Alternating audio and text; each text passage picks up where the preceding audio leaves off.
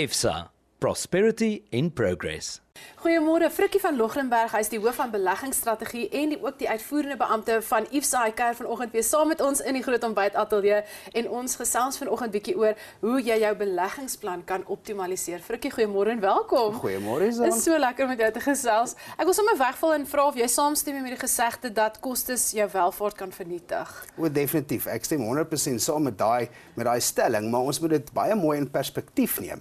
En daar's 'n paar punte wat ons moet aanraak spesifiek as dit kom oor kostes en hoe dit impak. Ja. Maar kom ons kyk na die 3 verskillende lae van kostes. Nommer 1 het jou adviseerskoste, nommer 2 het jou administrasie of jou platformkoste en op die derde punt het jy jou fondsbestuurskoste, daarso waar die wonderlike goede gebeur. Ja. So ons sê moenie bang wees om kostes te betaal of te betaal vir kundigheid of waarde wat jy kry nie. Jou adviseer voeg waarde by, so hy kan jou help met jou beplanning, so jy moet hom betaal en die fondsbestuurder is verantwoordelik om jou geld te groei. So moenie wegskroom om daar te betaal vir wat jy kry nie. Absoluut, en so gaan jy ook dan optimale groei hopelik dan kry. Noem ek dan 2 aspekte waarvoor jy moet uitkyk. Wat is hierdie aspekte? So dit gaan om die kostes en die opbrengs moet 'n mens te mekaar oorweeg. Jy kry fondse wat se doelwitte baie hoër is, of hulle potensiale groei doelwitte baie hoër is, maar hulle kostes is ook dan hoog. Okay. Aan die ander kant van die spektrum het jy fondse wat se kostes baie laag is, maar hulle potensiale groei doelwitte is baie laag. Okay. 'n Voorbeeld, as jy 'n fonds kry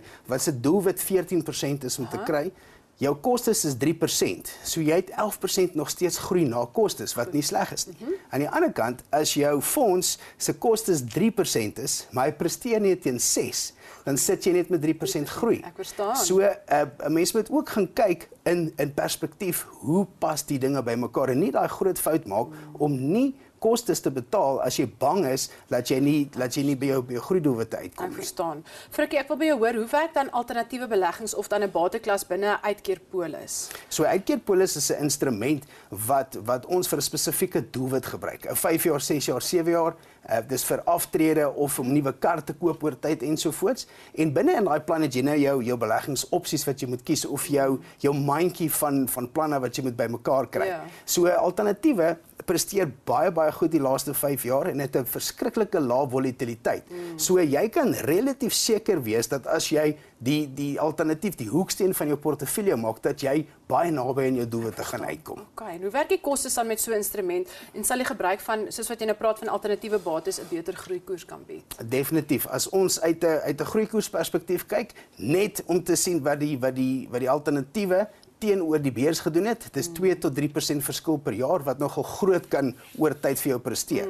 Uit 'n koste oogpunt, daar is 'n ekstra laagie koste wat ons moet van bewus wees, maar daar binne in hierdie uitkeerproduk het jy 'n maksimum belastingkoers van 30%.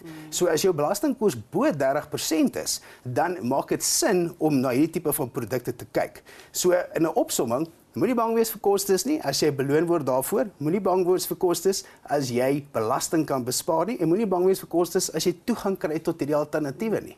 Ek hou so daarvan dat jy so, ek wil sê Engelse woord transparent, deursigtig is met al hierdie tipe goed, waarvoor ek dan moet uitkyk. Net so ten einde, Frikkie, hoe maak ons kontak met julle netwerk van nasionale, die onafhanklike finansiële adviseurs? So SMS asseblief die woord kontak na 48422 en ons staan reg om julle te help met al die antwoorde. Fantasties. Dankie Frikkie vir jou tyd. Ons waardeer dit. So gesels Frikkie van Logrenberg om direk met IFSA te gesels. SMS vanoggend soos wat hy gesê het, die woord kontak na 48422. SMS kos slegs R1.50 en onthou besenfees geld. IFSA, Prosperity in Progress.